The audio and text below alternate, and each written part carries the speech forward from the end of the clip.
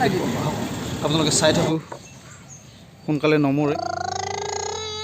নমস্কাৰ অসম, মোৰ চেনেলৰ তৰফৰ পৰা মোৰ সমূহ দৰ্শকবৃন্দলৈ বিশ্ব পৰিৱেশ দিৱসৰ শুভেচ্ছা জ্ঞাপন কৰিছোঁ। এই বিশ্ব পৰিৱেশৰ দিনাখন আমি সকলোৱে এটাকৈ হ'লেও গছপুলি ৰুব লাগে, কিন্তু বিশ্ব পৰিৱেশৰ দিনাখনেই এটা গছপুলি ৰুলে শেষ নহয়। আচলতে আমি খালী ঠাই থাকিলে গছপুলি ৰোপণ কৰিব লাগে, কাৰণ গছ থাকিলেহে মানুহ থাকিব, গছ নাথাকিলে আমিও নাথাকিম। আহক আজিৰ ভিডিঅ'টো আৰম্ভ কৰোঁ।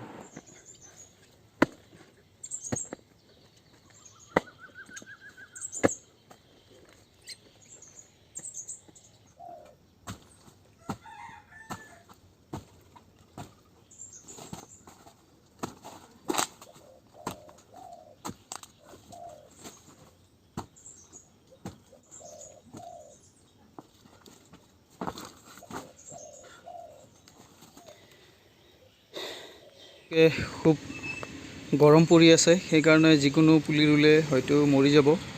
সেইকাৰণে মই কলপুলি লগাইছোঁ, কাৰণ এইটো সোনকালে নমৰে। ধুনীয়া মালভোগ কলৰ পুলি ৰুলোঁ, এডাল গছো হ'ল আৰু লগতে ফলো খাব পাৰি। এটা অলপ ডাঙৰ মহানেমুৰ পুলি উভালি আনি ৰুইছোঁ, হয়নে নহয় ঠিক ক'ব নোৱাৰিম, তথাপিতো তাক মই বচাবলৈ চেষ্টা কৰিম। আৰু এনেকৈ মোৰ ঘৰৰ চাৰিওকাষে যিমান পাৰি সিমান মই মহানিম গছ লগাইছোঁ, কাৰণ মহানিম গছ ঔষধি গুণসম্পন্ন। গতিকে এই গছবিধ চাৰিওফালে থাকিলে পৰিৱেশটো খুব সুন্দৰ হৈ থাকে। গতিকে আপোনালোকেও পাৰিলে মহানিম গছ লগাব, যাতে পৰিৱেশটো খুব ঠাণ্ডা হয়। আৰু এতিয়া মই ভাগিনহঁতৰ ঘৰলৈ গৈ আছোঁ। ৰাস্তাত খুব ধুনীয়া সোণাৰো দেখিলোঁ, তাৰে অকণমান ভিডিঅ' ক্লিপ ল'লোঁ।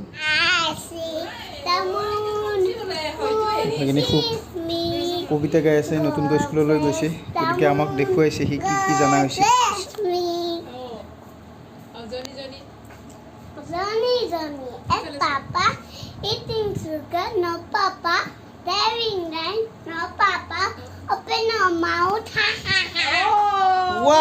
আৰু কি আছে, আৰু কি আছে গিলা 1 2 3 গো। প্ৰাৰ্থনাটো ক'ব এতিয়া দে।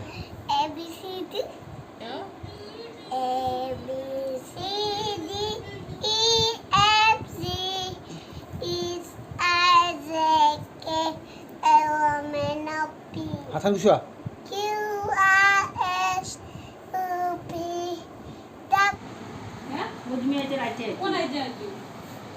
তোমাৰ মাৰাইটা দেখো কি নয় বলে তোমাৰ যাইটা আছে, এটা তোমাৰ মাৰাইটা।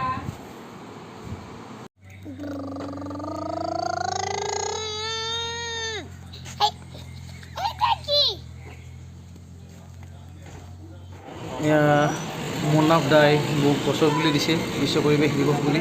গতিকে এই পুলিখিনি মই ঘৰত গৈ লগাম। কি কি পুলি দিলে আপোনালোকে চাই থাকক। মই মনাটো লগাম।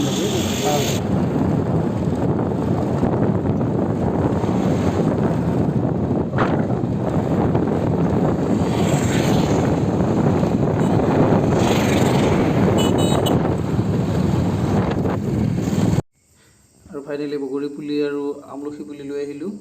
এই পুলিখিনি বাহিৰৰ পৰা অহা, গতিকে মই ৰুই কেনেকুৱা প্ৰডাকশ্যন হয় আপোনালোকক দেখুৱাম। আৰু আজিলৈ ভিডিঅ'টো ইমানতে সমাপ্ত কৰিছোঁ। ভিডিঅ'টো কেনেকুৱা আপোনালোকে জনাব, লাইক কৰিব, কমেণ্ট কৰিব, আৰু যিসকল নতুন দৰ্শক চাইছে মোৰ চেনেলটো ছাবস্ক্ৰাইব কৰি দিব। ধন্যবাদ। জয় আই অসম।